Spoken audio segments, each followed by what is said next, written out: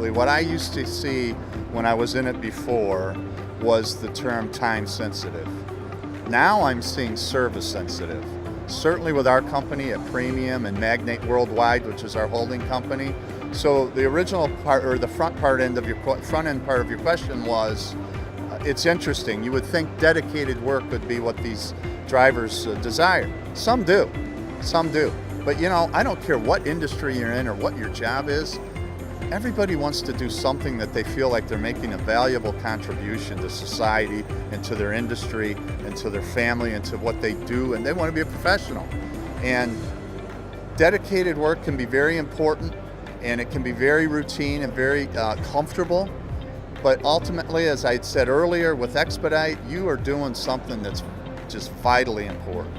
And I think it gives a driver a really good feeling that they are contributing to the supply chain in a way that others sometimes really don't have an opportunity to do. So you look at what we're doing at Magnate Worldwide now, where we have put Masterpiece International into the family of companies that Magnate is over and above. We put Trump Card in there, and one is a domestic freight forwarder, one is an international freight forwarder. Look at Masterpiece, what they do. They haul fine art from maybe museum to museum. It might be the Da Vinci. I mean, if you're hauling something of high value, most likely Masterpiece is a part of that.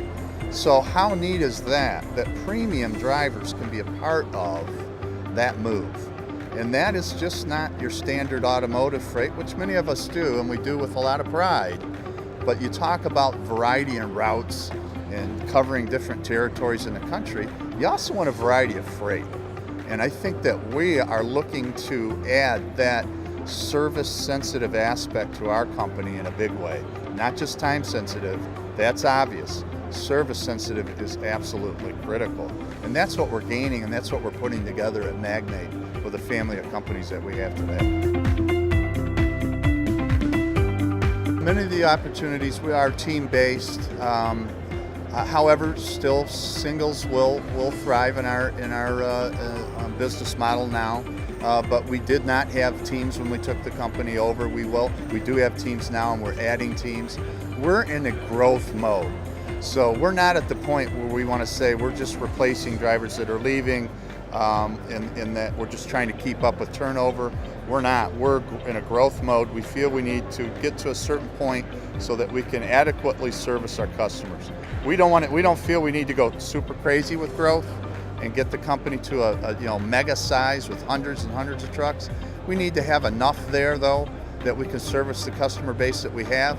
We like to be able to keep our arms around our drivers. We like to be able to call our drivers by name. We know that Expediter Services likes to do that as well, and that's where we feel like we're married very well with them.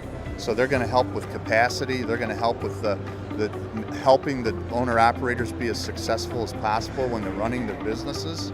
And then they come to us, and then we're going to treat them like people with names. I'll have drivers now that'll call and they'll say, I'm truck number such and such, and I'll giggle and laugh, and I said, sir, I don't go by a truck number. I have no idea. You got to tell me your name. And for some drivers, that's new territory for them. But that's where we're at now. We really want to take the stuff that we think we did well back in the day and duplicate it. And then we want to get rid of the stuff we screwed up. And we probably made a lot of mistakes back in the day. We're going to skip that. I just had a great example of this here at the show at my booth just about 5 minutes ago. So it's a small fleet owner, he has 6 trucks. And I liken that to sort of being a rental property owner. If you have great tenants, rental property ownership can be a pretty good way to make some money and to earn into your retirement maybe. I think being a fleet owner is kind of like that as well. But I said, hey, tell me how it's going. He said, well, not bad, I'm doing okay, but I tell you, I get the calls at night. I've got some headaches to deal with. I've got to really work with these drivers. And so I could tell he had a lot of pressure on his shoulders. I pointed over here to Expediter Services booth, which is right next door, and I said, have you talked to them?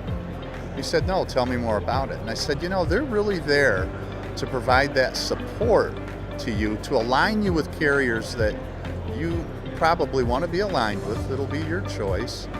And to deal with your drivers and to help your drivers and to really remove a lot of that pressure off of your shoulders. I own some rental property myself. I have a property manager. So if a toilet gets stuck, stuck or clogged, or a shower's clogged, or something's wrong, my property manager's taking care of it. I'm not getting a call at 11 o'clock at night home to deal with a toilet that's clogged down in Florida, and I live in Michigan. I'm not doing it. However, I have a property manager who does a great job.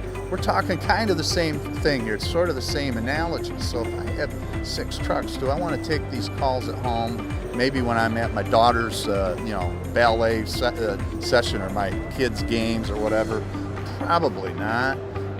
Do I want an expert, somebody who's been there and done it for a long time, like Expediter Services doing that, well, for me and with me? I think so. I think, quite frankly, it's an easy sell.